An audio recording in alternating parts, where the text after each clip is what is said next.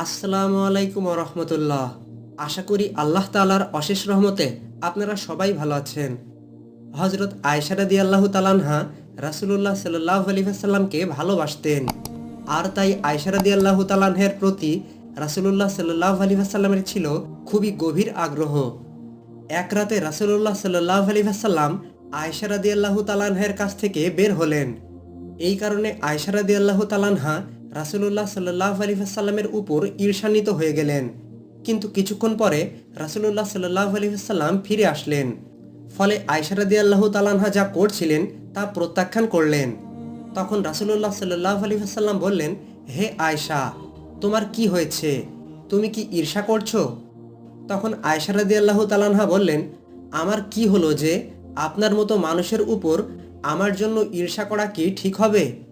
রাসূলুল্লাহ সাল্লাল্লাহু আলাইহি ওয়াসাল্লাম বললেন, এইমাত্র তোমার কাছে শয়তান এসেছিল, তাই না?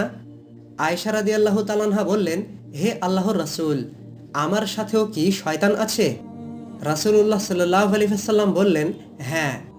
তখন হযরত আয়েশা রাদিয়াল্লাহু তাআলাহা জিজ্ঞাসা করলেন, প্রত্যেক মানুষের সাথেই কি শয়তান আছে? নবীজি বললেন, হ্যাঁ।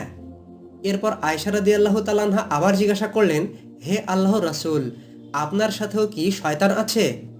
তখন নবীজি বললেন, হ্যাঁ, কিন্তু আমার প্রতিপালক আমাকে তার উপর সাহায্য করেছেন, ফলে শয়তান আমার অনুগত হয়ে গেছে।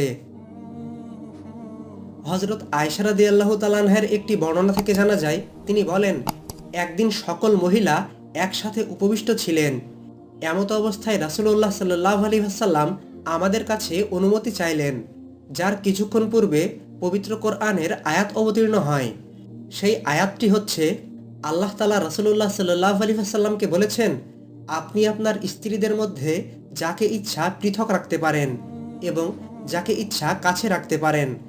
আর আপনি যাকে পৃথক রেখেছেন তাকে আবার চাইলে তাতে আপনার কোনো গুনাহ নেই। এতে অধিক আশা করা যায় যে তাদের চক্ষু শীতল থাকবে, তারা কষ্ট পাবে না, এবং আপনি যা দেন তাতে তারা সবাই সন্তুষ্ট থাকবে। নিশ্চয়ই তোমাদের অন্তরে যা আছে আল্লাহ তাআলা তা জানেন, আর আল্লাহ পাক মহাজ্ঞানী ও সহনশীল। হযরত আয়েশা রাদিয়াল্লাহু তাআলা বলেন, এরপর আমি সেখানে উপবিষ্ট থাকা মহিলাদেরকে বললাম, এই ব্যাপারে তোমাদের মতামত কি? তখন তাদের মধ্যে থেকে একজন মহিলা বলল, আমার কাছে বিষয়টি যদি এমন হতো তাহলে আমি বলবো যে, হে আল্লাহর রসুল, আমি চাই না যে আপনার ওপর অন্য কেউ প্রভাব ফেলুক। মূলত রাসূলুল্লাহ সাল্লাল্লাহু আলাইহি ওয়াসাল্লামের প্রতি আয়েশা রাদিয়াল্লাহু তাআলার অন্যরকম ভালোবাসা ছিল। আর আয়েশা রাদিয়াল্লাহু তাআলা ছিলেন রাসূলুল্লাহ সাল্লাল্লাহু আলাইহি ওয়াসাল্লামের স্ত্রীগণের মধ্যে বুদ্ধিমতী এবং নবীজির প্রিয় পাত্রী। এছাড়া হযরত আয়েশা রাদিয়াল্লাহু তাআলা মহিয়সী নারীদের মধ্যে একজন। আল্লাহ তাআলা তার উপর শান্তি বর্ষণ করুন, আমিন। কোরআন সুন্নাহের রেফারেন্স সহ প্রতিনিয়ত ইসলামিক ভিডিও পেতে আমাদের চ্যানেলের সঙ্গে সংযুক্ত থাকুন। ইসলামের এই বার্তাগুলো অন্যদের কাছে পৌঁছিয়ে দিন। আসসালামু আলাইকুম ওয়া রাহমাতুল্লাহি ওয়া বারাকাতুহু।